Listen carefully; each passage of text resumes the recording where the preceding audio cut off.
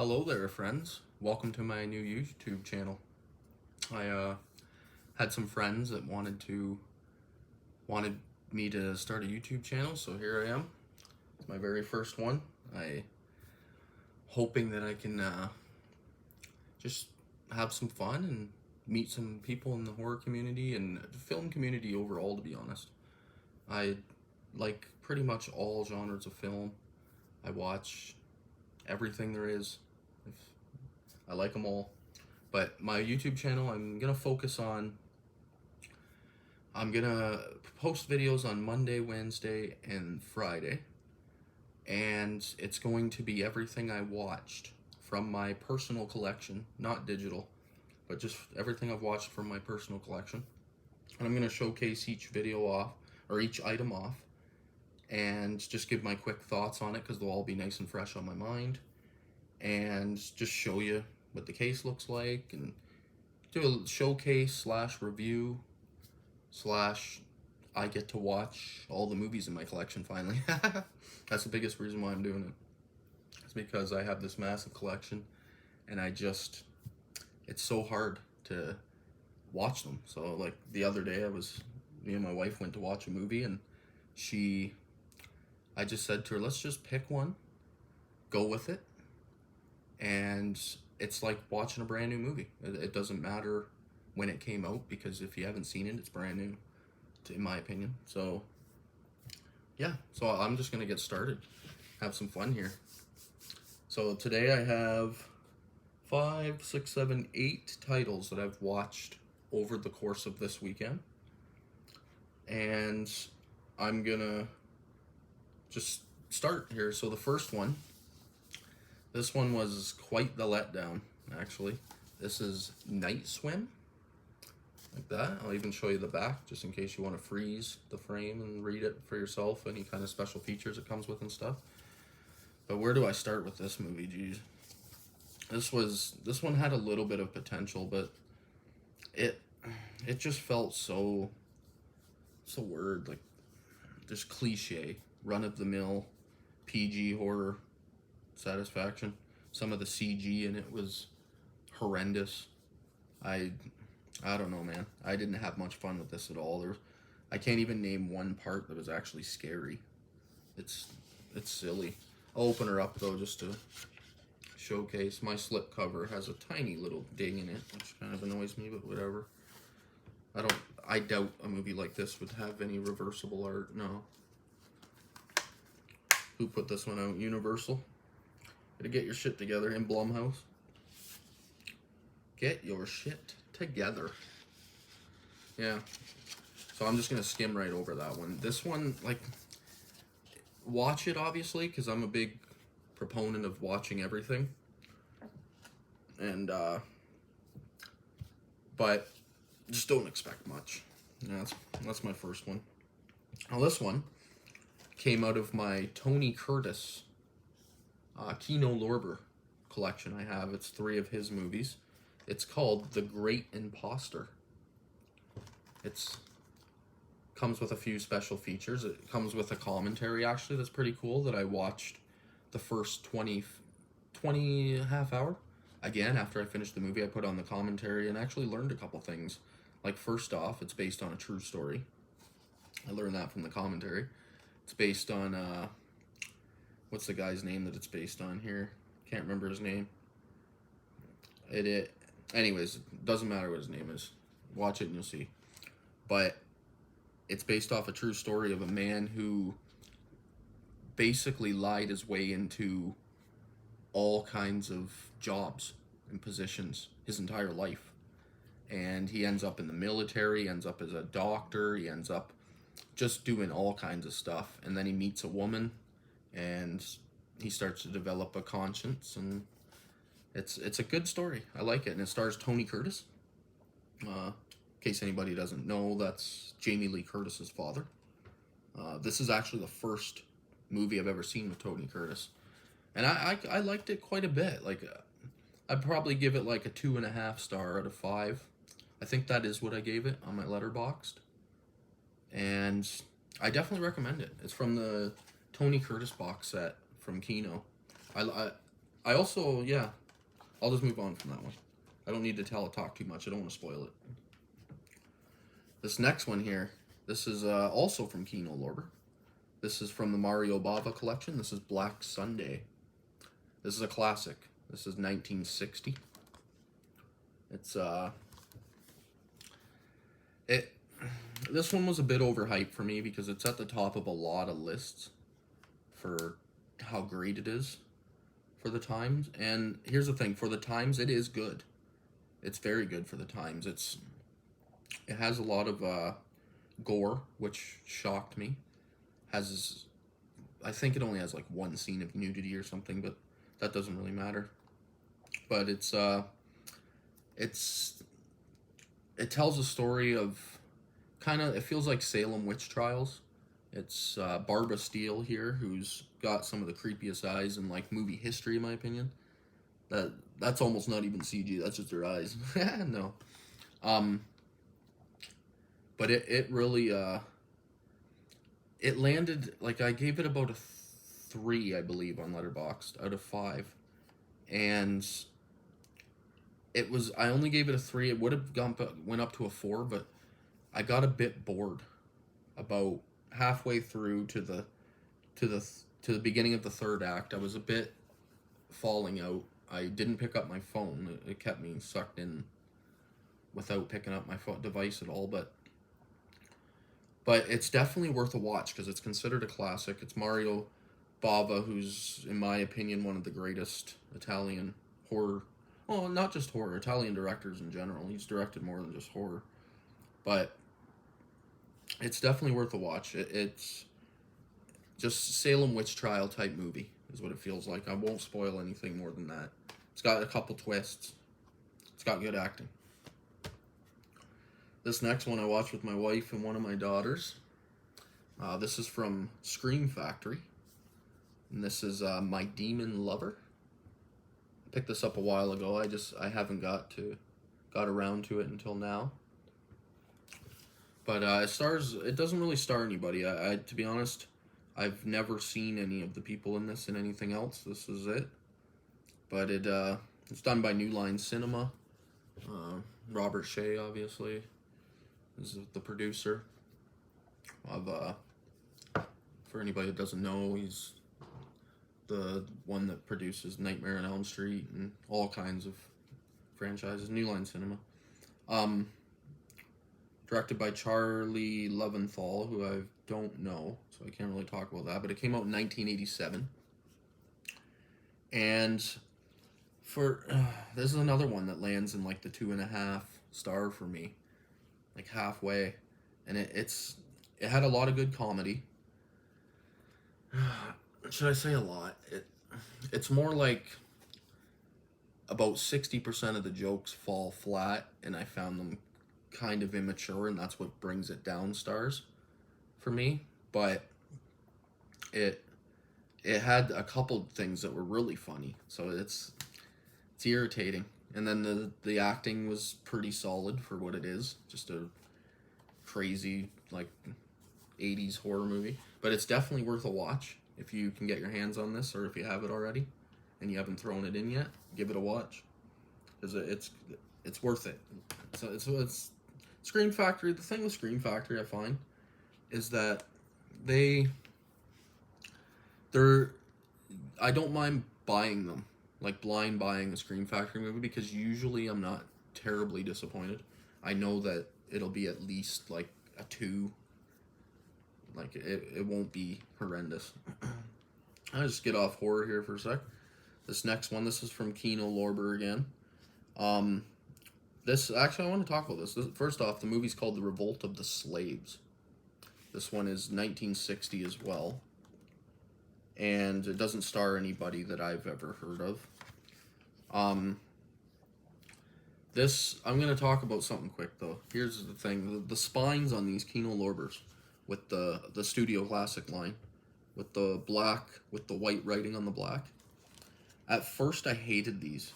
Like, I really did, until I started to gain a decent-sized collection of them. And then when you put them all side by side, they look really nice together. They look like, I don't know, like classy together on your shelf. they grew on me. At first, I hated it. If you only have one or two, they kind of stand out and they're irritating. But yeah, this is a sword and sandals film. It's like what don't quote me on this, but I'm pretty sure like Spartacus came in 1960, and then we just had like a boom of like its own genre. It created the sword and sandals genre basically, and there is literally like dozens of these movies in the next 5 years, from 60 to like 65. So many of them, it's crazy. But this is the first time I've ever watched this. I don't think it has reversible art. No reversible art. But it feels really like run of the mill for the genre. But I honestly I love movies so much that I can't. It's hard for me to not recommend watching something.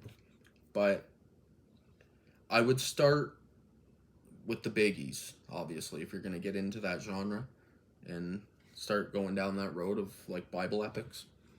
But you should start with the biggies and work your way down, because there's a lot of them. But yeah. Ooh, this one. This was different. This is from Severn. This is called Anthropophagus. It's Anthropophagus means cannibal. And in like ancient folklore and like fables and stuff, it's another word for cannibal. This one was directed by Joe D'Amato. This is the first movie I've ever watched by D'Amato. And this one, it had a good storyline. It's about a bunch of teens to mid-20s to early 30s. It's just a bunch of people, friends, that are backpacking from island to island, and they run into an island that has a bunch of corpses on it, and they start investigating. And won't go any further than that because I don't want to ruin anything, obviously. And it let me down on the gore side, because the back of this thing, like, I'll show that one more time in case you want to freeze and read it. But the back of this thing is ridiculous. Like, it's a part of the video nasties from the 80s that were the UK authorities would seize if they found copies. It's one of the quotes on here is, it's from Shock Till You Drop, and it says it's his queasiest, slimiest, and ultimately his scariest film. So when I was going into this, I was thinking, ooh man, this is gonna be nasty. And the first 3/4 of the movie, it's not anything I haven't seen before. The final act, when it comes to gore, the final act really, it gives you a couple scenes of really nastiness, but nothing that was like, ugh, like just gross. It was pretty tame, to be honest. So it let me down a bit in that, but it's still it's cool. Like, it's a cool movie. The acting wasn't terrible. I guessed what was going to happen to a pregnant woman in the movie when I first, knowing nothing, I guessed how her demise was going to come. Spoiler, sorry. But I guessed it, and it came true, and my wife didn't believe me, and she thought that I was lying, that I looked it up, just because of how bizarre it is. I just had a feeling that they were going to do at least one scene in this movie at some point that was grotesque and just kind of pushes the limits to get that UK ban. And they delivered. Does this have reversible art on this one? Ooh, it does. Alright. So we got this here. This is the new art, I believe. And this here is the original artwork. Which one do I like better here? Oh, here or here? I think I'm really going to go with, I kind of like the new art better, which is rare. Usually I like the classic stuff. But the new art's actually creepier. But yeah, this one's from Severn. This came out in 1980. So yeah, if you can get your hands on this, definitely get it to watch, because it's unlike a lot of stuff. It's different. Two left here. My next one This one is actually this is from Kino Lorber again. I bought a lot of Kino, so I decided to start knocking some off that I haven't seen. This one's called The Flesh and the Fiends, and it stars Peter Cushing, who's a great actor from the from 50s, 60s, 70s. Like, he even did some 80s stuff towards the end of his career, but a great actor. Like, I appreciate every time I see his name on the title. I know what I'm going to get. Just some classy British acting. This also has a young Donald Pleasance in it. This is from 1960, this one. A young Donald Pleasance who plays Dr. Loomis, right, from Halloween? Yeah. Loomis? Yeah. I'm pretty sure it's, yeah. Geez, I've seen the Halloween movies hundreds of times. Yeah, it's Loomis from the Halloween series. And this one surprised me how much I liked it, actually, because when it first started, it was really old feeling, like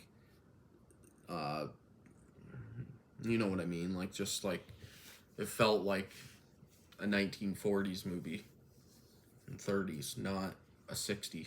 But the storyline ended up getting really good. It's filled with nudity, if you're into that thing. Like, there was shocking amount of boobs in this. It's kind of crazy, but it kind of tells a story of it's kind of like Frankenstein blended with like Jack the Ripper, sort of. Like, Peter Cushing's a doctor. I'm trying not to spoil the movies, but Peter Cushing's a doctor. He's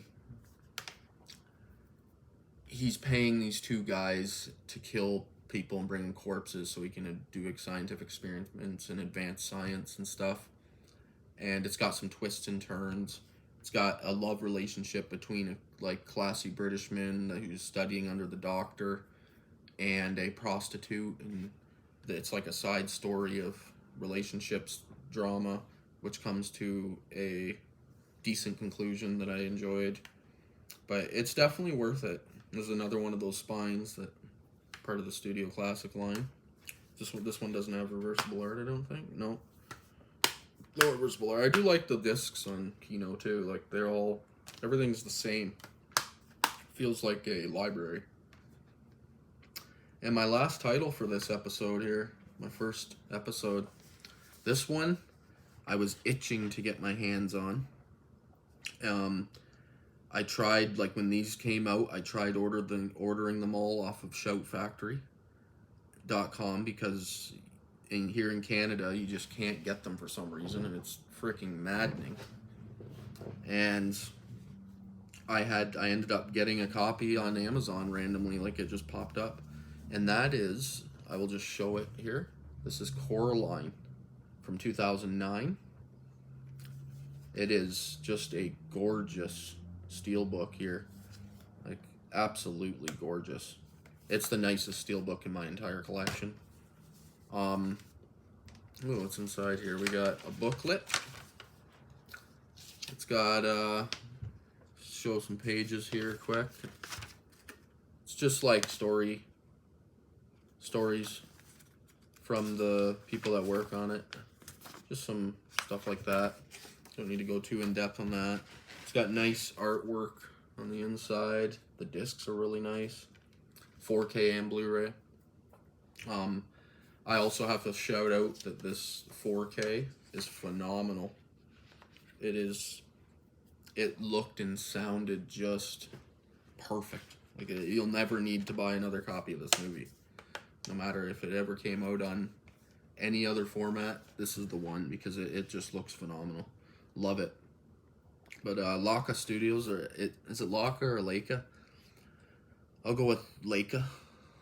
Leica Studios, the animation studios. They released all 4 of their movies on Shout Factory did from 4K steelbooks. And I want them all so I can put them side by side on a shelf somewhere, because they're just freaking gorgeous. And their movies are such, like, hard work went into them. I watched every special feature on this disc, and just the work into the puppets, and because it's like stop motion animation and puppetry, and it's just phenomenal. I just wanted all the freaking puppets in my collect. They were showing them all, and they're all like that big, and some of them were really creepy. I wanted all of them in my collection, but you can't get any of them really, and that kind of bums me out a bit. But Coraline's an excellent movie. Don't let the kiddish sound to it turn you off, because I would say that it's the creepiest animated, creepiest animated kids movie of all time. I can't say animated movie because there's like adult animated movies, but it's the scariest kids animated movie ever made, in my opinion. It's written by Neil Gaiman. He's a pretty good like horror fantasy writer, comic book writer. I can't recommend Coraline enough. To me, it's a 5 out of 5. It's a 10 out of 10. It is a masterpiece of 2000s. It's a masterpiece of films, to be honest. It's a must-see for any fan of any kind of genre of film, but if you're a horror fan, you'll fall in love with it. It's also directed by what's his name there? Selick? Is it Henry Selick? Henry Selick? Let me be sure on this for a second, because I don't want to get that name wrong. But I'm pretty sure it's Henry Selick, who was the director of one of my other favorite animated movies of all time. Yes, Henry Selick. And that was The Nightmare Before Christmas, which is also phenomenal to me. Love the music. Music in this is awesome as well. The end credits song, I've played it before just on Spotify. That's how much I like it. My one daughter's favorite movie of all time. And it's my other daughter's, it's up there on her list as well. I think my one daughter's seen it. What'd she tell me? It was like somewhere between 50 and 100 times, which is nuts. But yeah, I've seen it maybe 5 times. And it also comes with a 3D version, but I don't have 3D tech in my surround sound and my big screen. I don't have a 3D TV. I would have liked to check it out in that, but it sucks that 3D is so, like, first off, expensive to get that setup going. But it sucks that it died off, because it would be cool to once in a while just watch a 3D movie and it not have to cost you a fortune. But yeah, this is my first stack that I watched this weekend. Give you a quick little peek at the spines there. It was a decent stack. I didn't mind this, like, other than Night Swim, which was a disappointment. I wasn't expecting much. It wasn't really a disappointment, but it just wasn't for me. Now that I've been going back and watching these older movies, and I've been deep diving into other decades and checking stuff out, it really, some of them are really like making me see the faults of modern movies. If you know what I mean? Like it's weird. Like it's weird because every decade has its greats, but then just like the 2000s and the 2010s and the 2020s, there's always a bunch of turds, like that, to put it in those words. It's just, there's always turds. And it's the same with the old decades. Like, you might watch one, that's why it's so fun to me, because I don't know what I'm going to get when I throw one on. And I find joy in it, because you just don't know. It could be freaking excellent, you love it, or it could just be a turd. And it's no different than watching a modern movie and it turns out to be shit. It's the same thing. But, yeah, this is my first stack, it's my first video, and I look forward to doing so many more. This is going to be fun, actually. I have an Instagram page where I watch. I've cut back right now because I just needed a break because I got worn out, but I was watching 50 50 to 75 horror movies from each year, starting at 2023 and working my way backwards, and ranking my top 25, doing a little write-up on them. And I just kind of burnt myself out on that because I was watching, like, honestly, a top 25 horror for each year is probably enough, but because even in the 25 to 20, usually some of those were pretty bad. Like, I'd never watch them again bad. And the top 25 is good, but it's hard to know if I'm missing some like gems, right? So I've watched so many just to wean it out and actually complete a year and just be like, all right, I watched that whole year. This is it ranked. I'm good. But yeah, so if you have an Instagram account, you can check me out over there too. I'll probably be putting a little more focus into this YouTube channel now because I'm planning on doing deep dives into my entire collection here, which I have, not bragging, I just want to give like just an understanding of what I'm dealing with here, but I have somewhere between 5,000 and 8,000 movies, most of which are on Blu-ray and 4K. I kind of downgraded my DVDs to almost nothing because I was just space limited. Like all collectors have that problem, that there's just not enough space to put everything. But I have this entire room, just one big circle. I'll post a video of a like tour of the whole room in the coming weeks and show it once I have it like completed to my liking. But this is my Monday video. Wednesday I'm gonna post whatever I watched for Monday and Tuesday. I'll post a video for that, and then on Friday I'll post a video for what I watched on Wednesday and Thursday. Then I'll probably take weekends off, and if I'm bored on a weekend, I'll just do like an unboxing of a box set or something that I haven't seen but just want to showcase. Maybe something that has way too many movies to be able to knock off in a couple of days. But yeah, that's my channel. That's what I'm hoping to do and just have fun.